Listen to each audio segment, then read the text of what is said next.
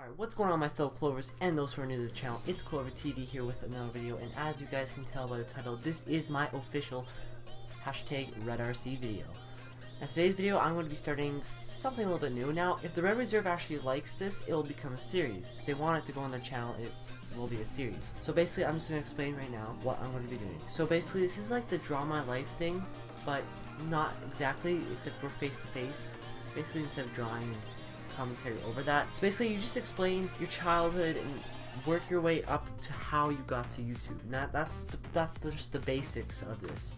You just tell your life story and then what triggered you to go to YouTube. And that's what I'm going to be explaining today. It's how I got into YouTube. Now, if this does become a series, and if it actually goes on Red, you're freaking insane.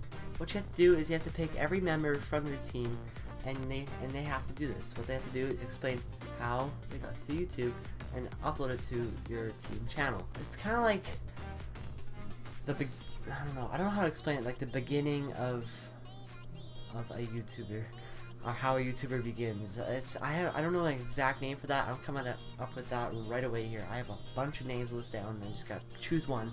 But without further ado, I'm just going to start right away with the video. If you guys enjoy my story, please give it a thumbs up and subscribe, and I'm going to see you all in the story.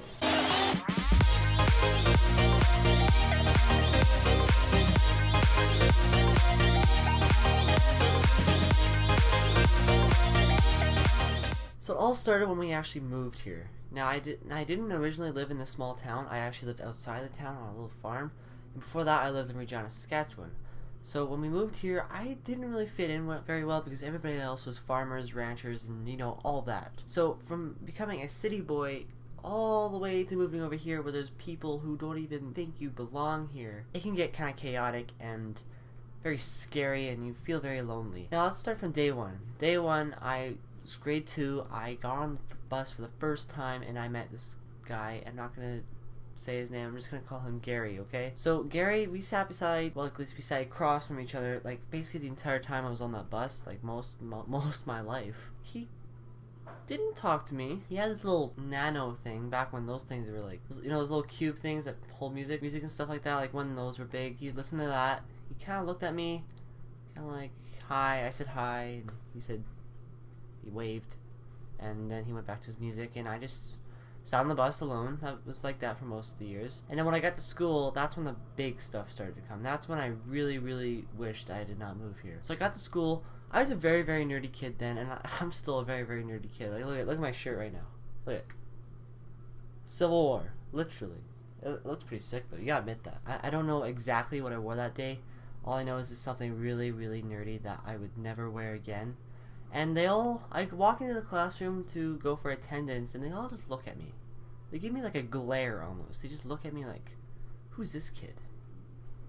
Why is he wearing those clothes? And I see all these other guys wearing plaid shirts, Wrangler jeans, cowboy boots even, and they just look at me like, who is this? Why is he here? Why is he wearing that? Oh, he looks so gay. And that's what they were literally saying behind my back.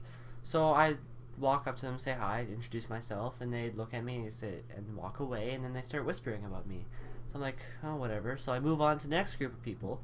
And this was like a group of girls, and in fact, before I move on, it's exactly the same. The group of guys hang out in one corner, and the group of girls hang out in the other corner. It's been like that for years in that classroom.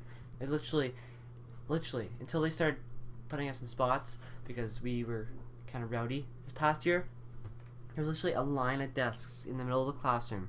The girls would be over there, and we'd be over there, over here, and they'd be over there, and the teacher would be in the middle, of course, and we would make the teacher's life a living hell, like always. But anyway, back to the story. So I go over there, I say hi, introduce myself, and they kind of look at me like, who's this kid? There was this one girl that did say hi.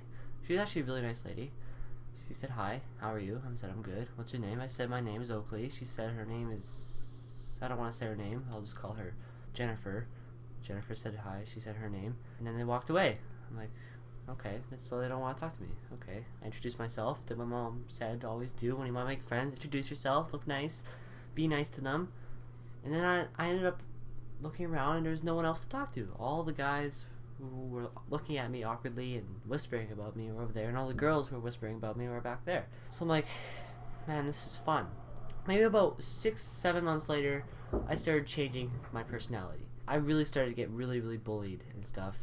So I decided, you know what? Since I live on a farm, why don't I act like I'm a farmer? So I started dressing like everybody else. I started wearing Wrangler jeans, plaid shirts, cowboy shirts. I even wore cowboy hats for the longest time.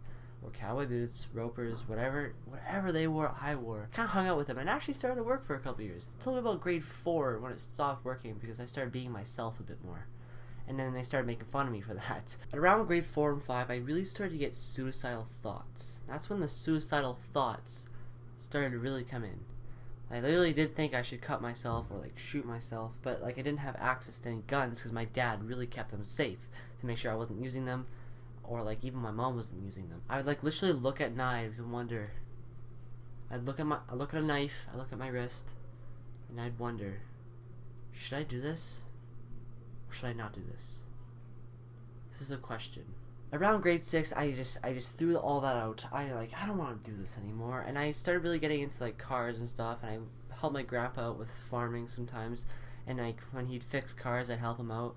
And then when grade 7 came, I just started being myself, the weird, awkward kid. And around grade 7, I started getting really smart with my jokes, and then my jokes apparently were really funny. And now I'm like one of the most popular kids in school. And then when there was this Filipino guy who came over to school, I'm gonna call him Jonah. Okay, we're gonna call him Jonah. Jonah came to school from the Philippines. He spoke very little in English. I became really good friends with him, and just last year he invited me to his house during a badminton practice. Me and my best friend, who we're gonna call Brady. To be honest, Brady was actually one of my biggest bullies. Now this badminton practice was actually delayed by like a half hour. We forgot that the announcement said that practice will be at 5:30, not 5 o'clock, so we decided to go to Jonah's house and see what he does, because we already knew he plays a lot of video games. So we went to his house, we said hi to his mom, a really nice lady, and then we went into his room, and then we played video games. We played Call of Duty Ghost. Call of Duty Ghost was the first game that I've ever played multiplayer on. Now at the time, I didn't know that we needed a PSN in order to play online, so I was just there, sitting there like, why won't this work? Why can't I play online like Jonah did? So I started getting really excited about playing video games, and I'm like, this is super fun. I want to start doing this. So I started playing my own video games.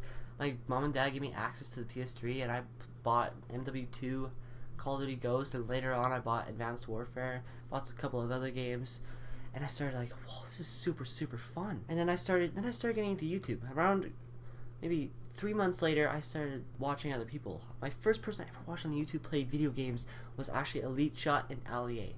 Then I started getting into Merc Music, and then I started seeing all these other people. I started watching FaZe, I started watching Red Reserve, and I was like, dude, I want to do this. And what do you know? Here we are.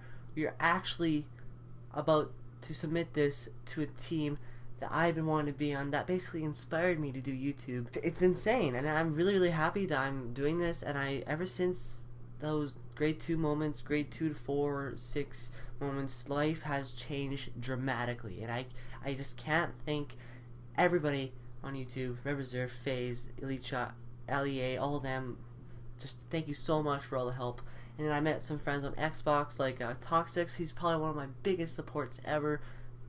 Amazing friend. And here we are. I have come a long way. I'm not famous on YouTube, and I don't think I'll ever be famous on YouTube, but I just love making videos now. I love sharing it to the subscribers that I have and some of the new viewers that I get. And we're actually trying out for Red Reserve. It's amazing. So that is my life story to what I am today on YouTube. 34 subscribers, happiest kid in the world, nerdiest kid in the world. If you guys enjoyed this video, please give it a thumbs up and subscribe, and I'll see you all in my next video. Peace out, stay lucky as always.